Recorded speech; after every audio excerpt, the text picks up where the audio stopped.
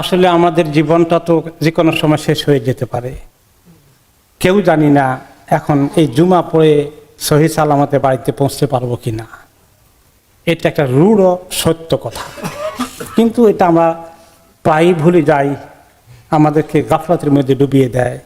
নিজেদেরকে এই জন্য মৌতের জন্য প্রস্তুতি নেওয়া, স্মরণ করা, এটা যেমন জরুরি, তেমনি আমাদের প্রিয়জনদের অনেককেই হঠাৎ করে আল্লাহ হয়তো নিয়ে যাবেন, এবং এই যে দুনিয়ার থেকে বিদায় নেওয়ার পালা, ওই সময়ে তার আগে পরে যে কাজগুলো আমাদের করা দরকার আমরা করি, জানাজা থেকে শুরু করে দাফন কাফন, এগুলোর মধ্যে কিছু টুকিটাকি বিষয় আছে যেগুলো আমরা প্রায় মিস করি। এই বিষয়ে শরীয়তের লাইন কোনটা এটা ঠিকমতো জানা, কোন জিনিস থেকে দূরে থাকা, কালচারালি সামাজিকভাবে আমাদের লোকেরা চলে আসছে সেগুলো থেকে দূরে থাকা, আর যেগুলো শরীয়ত করতে উৎসাহিত করেছে সেগুলো করা, এগুলোর ব্যাপারে আসলে এটা একটা ফিকহুল জানাইজ একটা সাবজেক্টই আছে, কিন্তু ওটা আসলে আমাদের জানার সুযোগ হয়নি অনেকেরই। আর এই সংক্ষিপ্ত জুমার সময়ে সবগুলো বলাও সম্ভব হবে না, হয়তো আজকে কয়েকটা বিষয় আমরা একটু হাইলাইট করার চেষ্টা করবো বিফাদলিল্লাহ। আল্লাহ তাআলা আমাদেরকে এক নম্বরে নিজেদের অবস্থায় যদি বলি, যখন কেউ কোনো কষ্টে থাকে, খুব যন্ত্রণা, এত কষ্ট, অসুস্থতার কারণে আর সহ্য করা যাচ্ছে না, ওই সময় কেউ মৌতের তামান্না করা ঠিক না, যে আল্লাহ আমি আর বাঁচতেছে না, আমাকে মৌত দিয়ে দেন, আমি মুসিবত থেকে বাঁচি, এত কষ্ট সহ্য করতে পারছি না, এইরকম বলা ঠিক নয়। এই ব্যাপারে একটা হাদিসে এসেছে যে তোমাদের কারো যদি কষ্ট হয়ে যায়, কোনো মুসিবতে পড়ে যাও, অসুস্থতা হোক বা অন্য কোনো দুঃসংবাদ হোক, এটা কখনো বলো না তুমি মৌতের তামান্না করো না, বরঞ্চ তুমি বলতে পারো এটা যে আল্লাহ আমার জীবন যদি বেঁচে থাকলে খায়ের থাকে এর মধ্যে, আপনি আমাকে ততক্ষণ বাঁচিয়ে রাখেন, আর যখন আপনার কাছে চলে যাওয়াটা আমার জন্য খায়ের হবে, ভালো হবে, তখন আপনি আমাকে উঠিয়ে নিন। তাহলে এটা আল্লাহর উপরে ছেড়ে দেওয়া, এখানে ইনডাইরেক্টলি একটু দোয়া করতে পারলেন আপনি। আর হাদিসে এসেছে যার হায়াত একটু লম্বা হয় এবং নেক আমলের সুযোগ হয়, সে তো ভালো মানুষ আল্লাহর কাছে। এবং আর হাদিসে তিনি এসেছে, তিনি ইবনে আব্বাস রাদিয়াল্লাহু আনহুকে দেখলেন যে উনি বেশ অসুস্থতায় কষ্ট পাচ্ছেন মৃত্যুর আগে, এবং তিনি মৌতের তামান্না করে ফেললেন।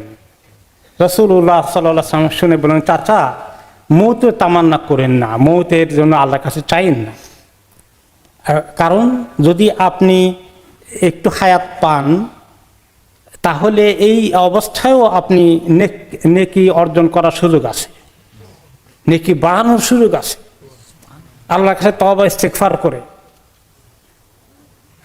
এটা আপনার নেকির মধ্যে যোগ হবে, এই সুযোগ আছে আপনার জন্য, থাকুক এটা যদি আল্লাহ আপনাকে রাখেন। আর এই যদি আপনি গুনাহ কিছু কথা মনে পড়ে যে আমি গুনার মধ্যে ছিলাম, গুনার মধ্যে আছি, তাহলে সেই কথা মনে করে তওবা করার সুযোগ পাবেন, কাজেই মৌতের তামান্না করবেন না।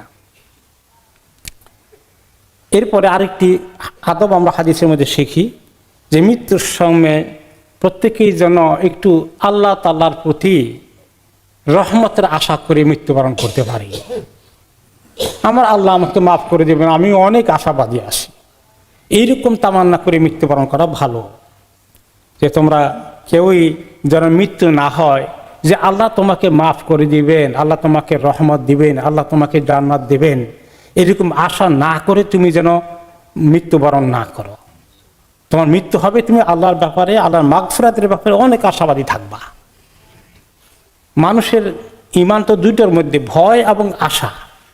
গুনার ভয়, আযাবের ভয়, এটা যেমন থাকবে, আর আল্লাহ তাআলার মাগফিরাতের, রহমতের অনেক আশাও থাকবে, দুইটা পাশাপাশি থাকবে সারা জীবন। কিন্তু একদম মৃত্যুর সময়ে কোনটার পাল্লা ভারী হবে? আল্লাহ তাআলার রহমতের পাল্লাটা যেন ভারী থাকে আমাদের প্রতি, এই তামান্নাটা বাড়িয়ে দিব তখন।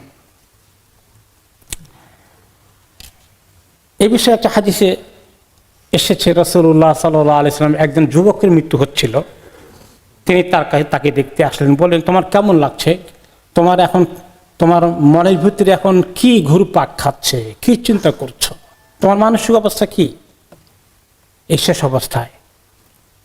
তো যুবক বললেন, ইয়া রাসূলুল্লাহ, আমি আমার গুনার ভয়ে যেমন ভীত আছি, তেমনি আমার মাবুদের যে কত রহমত আছে এটার ব্যাপারে অনেক আশাও আমার আছে। তখন তিনি বললেন যে এই সময়টাতে যে ব্যক্তি এই দুটোর মাঝখানে থাকে, অবশ্যই আল্লাহ তাআলা যে ভয় থেকে সে ভীত আছে সেটার থেকে তাকে নিরাপত্তা দেবেন, এবং যেটা সে আশা করছে সেটাও আল্লাহ তাকে দেবেন। কারো মৃত্যু হয়ে গেলে মৃত্যুর সময় আমরা তাদেরকে কি করব, তাদেরকে আমরা যেন তালকিন করি, মাঝে মধ্যে একটু স্মরণ করিয়ে দেই কালিমাতু লা ইলাহা ইল্লাল্লাহ পড়ার জন্য। হাদিসে কি এসেছে, যে ব্যক্তির মৃত্যু হয় কালিমাতু লা ইলাহা ইল্লাল্লাহ পড়ার অবস্থায় তার আখিরি কালিমা হয়ে যায়, শেষ কথা হয়ে যায় লা ইলাহা ইল্লাল্লাহ, তাহলে সে দাখালাল জান্নাত, জান্নাতে প্রবেশ করবে। এটা কিভাবে বলা? তাকে বলবেন যে আপনি বলেন, এটা বলেন, লা ইলাহা ইল্লাল্লাহ বলেন, এইভাবে বলা নিষেধ। ইনডাইরেক্টলি তাকে মনে করিয়ে দেওয়া, যারা পাশে আছি একটু আস্তে করে লা ইলাহা ইল্লাল্লাহ এভাবে বলা। এটা নিয়ে ওলামাদের মধ্যে আলোচনা হয়েছে, লা ইলাহা ইল্লাল্লাহ শুধু এতটুকুনি না লা ইলাহা ইল্লাল্লাহু মুহাম্মাদুর রাসূলুল্লাহ পুরোটাই? তো হাদিসে যে এসেছে শুধু লা ইলাহা ইল্লাল্লাহর কথা, সেই হিসাবে, এবং যেহেতু মৃত্যুর সময় কষ্ট হয়ে যায়, হাদিসে যতটুকুন আসে ততটুকুন সীমাবদ্ধ থাকাটাই হয়তো বা উত্তম। আর কেউ যদি বলে লা ইলাহা ইল্লাল্লাহু মুহাম্মাদুর রাসূলুল্লাহ, তাতেও আপত্তি নেই, কিন্তু হাদিসের শব্দ এসেছে লা ইলাহা ইল্লাল্লাহ। বাস আপনি একটু পরে পরে পড়লেন লা ইলাহা ইল্লাল্লাহ, খুব বেশি উঁচু আওয়াজে নয়, কারণ উঁচু আওয়াজ তাকে যদি কষ্ট দেয়, সে যদি ডিস্টার্ব ফিল করে, এটা তার জন্য ক্ষতির কারণ হবে। আর এটাও বলা ঠিক না, বলেন বলেন লা ইলাহা ইল্লাল্লাহ বেশি করে পড়েন, নো, এরকম না, লা ইলাহা ইল্লাল্লাহ এটা মনে করে দেওয়া। এরপরে যখন ইন্তেকাল হয়ে যায়, তার চোখ দুটোকে এমনি করে, যারা পাশে আসি নরম শরীর নরম থাকা অবস্থায় এরকম মিলিয়ে দেওয়া, কারণ মৃত্যুর হয়ে গেলে মানুষের চোখগুলো খুলে যায়। হাদিসে এসেছে চোখটা খোলা থাকে কেন? রাসূলুল্লাহ সাল্লাল্লাহু আলাইহি ওয়াসাল্লাম আসলেন, আবু সালামার যখন মৃত্যু হয়ে যায়, খবর পেয়ে দৌড়ে আসলেন, দেখলেন যে ওনার চোখ দুটো খোলা আছে। তখন তিনি আস্তে করে হাত দিয়ে দুই দিক থেকে চোখটাকে বন্ধ করে দিলেন,